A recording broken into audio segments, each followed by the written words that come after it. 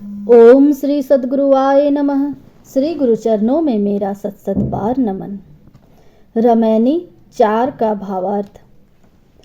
प्रथम चरण गुरु किन्न विचारा, करता गावे सिरजनहारा।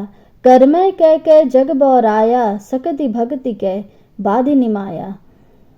शब्दार्थ। प्रथम चरण यानी प्रथम सतयुग में।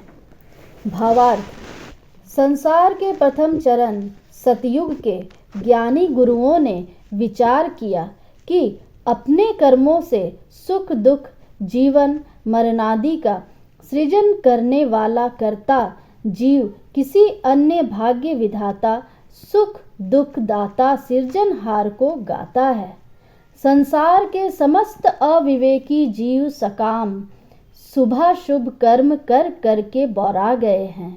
माया ने जीवों को उसके अपने आपा सर्वसमर्थ परमात्मा के बोध से वंचित कर तटस्थ देवी देवा को शक्ति संपन्न जचाकर सकाम भक्ति में बांध लिया। अद्भुत रूप जाति कै वाणी, उपजी प्रीति रमैनी ठानी। गुनी अनगुनी अर्थ नहीं आया, बहुतक जनय चिन्ह नहीं पाया।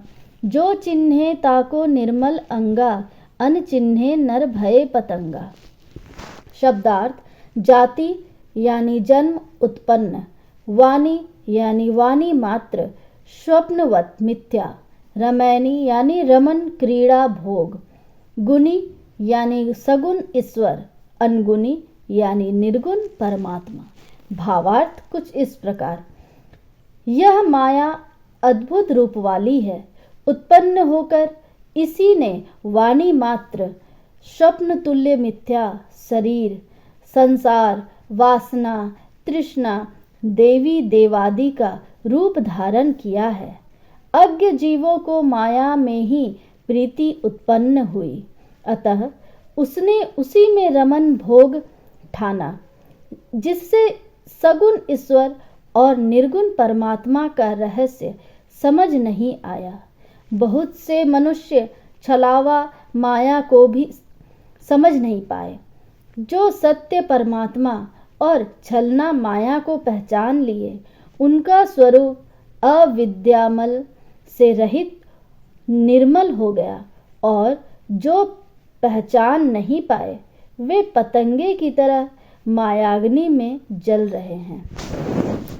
साखी। चिन्ह चिन्ह का गावहु बौरे, बानी परी न चिन्ह। आदि अंत उत्पत्ति परलय, आपै कही कही दिन। भावार्थ। हे पगले, सत्यासत्य को विवेक पूर्वक पहचानो पहचानो, केवल गाते क्या हो। अभी तो तुम्हें सारा सार वाणी भी पहचान नहीं पड़ी है। सद्गुरु कबीर साहब कहते हैं, मैंने आदि अंत उत्पत्ति परलय सत्य असत्य हर की पहचान अपनी वाणियों में कह दिया है। विशेष कुछ इस प्रकार हैं। सुख दुख आवागमन आदि को जीवों ने स्वयं अपने अज्ञान से सृजन किया है। देहस्थ होकर किए गए कर्म उसके बंधन आवागमन एवं सुख दुखादि के कारण बनते हैं।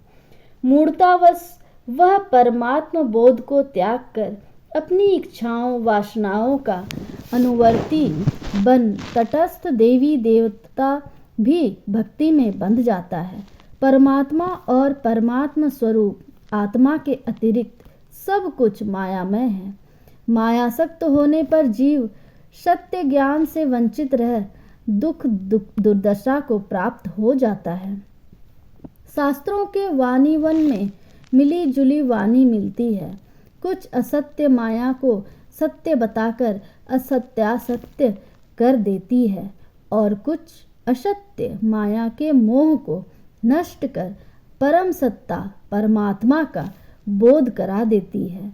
सार असार वाणियों का विवेक करने की प्रेरणा देते हुए सद्गुरु कबीर साहब कहते हैं कि मैंने असत्य सत्य की पहचान अपनी वाणियों में बता दिया है।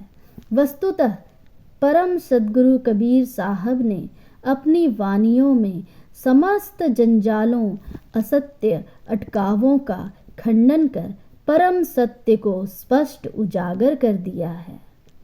शुभम भवतु, मंगलम भवतु।